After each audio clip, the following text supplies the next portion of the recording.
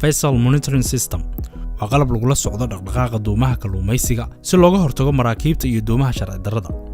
Wasaaradda Kalluumaysiga waxay keentay qalabkan oo hadda yaal xarunta wasaaradda oo ay ku shaqeeyaan shaqaale loo soo tababaray. Doomaha iyo maraakiibta waa ku qasab inay isticmaalaan si ay u dhowraan sharciyada caalamiga ah iyo badqabkooda si loola socdo halka ay marayaan. Wasaaradda Kalluumaysiga waxay bixisay shatiyo kalluumaysi. Shatiyada waxaa la siiyay iskaashatooyin u dhashay dalka China oo loo yaqaan COVA. qiimaha shatiyada wadamada deriska ah ay ku bixiyeen iyo Soomaaliya ayaa isku mid ah intooda badan. Tusaale, Kenya sanadkii waxa ay ka qaadaan dooni kasta 30,000, Tanzania 32,000, Seychelles 35,000, halka Soomaaliya ay doon kasta ka qaado sanadkii 35,000. Iskaashatooyinkaas oo wata 31 markab waxay ruqsad u haystaan inay ka kalluumaystaan meel ka baxsan xeebta Soomaaliya, 24 nautical mile oo ah badweyn sare.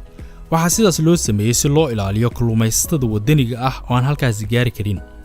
Maraakiibtan ayaa wasaaraddu siisay shatiyada waxaa loo yaqaanaa lonelineers, kuwaas oo aan gaari karin gunta hoose ee badda. Lonelineers kama gaaraan gunta hoose ee biyaha oo awood uma lahan xaalufin maadaama ay ka kalluumaysanayaan meel fig sare ah. Dhinaca kale, sharciga Soomaaliya u yaal hadda ma ogola in ruqsad la siiyo maraakiibta loo yaqaano trawlers ee awoodda u leh inay xaalufin sameeyaan. Shatiyada la bixiyay waxay ku kooban yihiin oo kaliya kalluunka noociisu yahay tuna fish waa mid gurguura oo aan hal deegaan saldhigan. maraakiibta ay Soomaaliya siisay shatiyada waxa ay sidoo kale ka haystaan shatiyo dhammaan wadamada ay badda Indian Ocean marto sida Kenya, Tanzania, Mozambique, Madagascar, Comoros iyo Seychelles. Maraakiibtaas waxay la gurguuraan tuna fish oo ay ka qabsadaan marba meesha uu aado iyagoo ka haysta shatiyo dhammaan wadamada Indian Ocean. Waxa maamusha hay'ad gaar ah oo loo yaqaan Indian Ocean Tuna Commission. Hay'adan ayaa Soomaaliya ka caawisa hubinta maraakiibta si loo ogaado inay hore dambiyo u galeen iyo in kale. hay'adda waxay leedahay blacklist. Shatiyada ay wasaaradda kalluumaysiga iyo kheyraadka bixisay waxay ka mid yihiin shuruudaha deyn cafinta ee ay dawladdu ku xireen Bangiga Adduunka iyo Midowga Yurub. Shuruudaha deyn cafinta waxaa ka mid ah in dalku uu soo saaro dakhliga gudaha.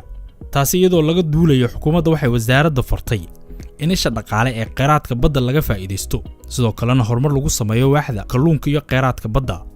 Shatiyada waxay wasaaraddu u bixisay si ay u furto waddo sharci ah oo ay qaadi karaan maraakiibta sida sharci darrada ah uga kalluumaysta Soomaaliya. Waxaa xusid mudan in hore loo bixin jiray shatiyada heer dawlad federaal iyo dawlad goboleed, balse aan la wadaagi jirin bulshada, halka lacagta laga helana aan lagu shubi jirin bangiga dhexe.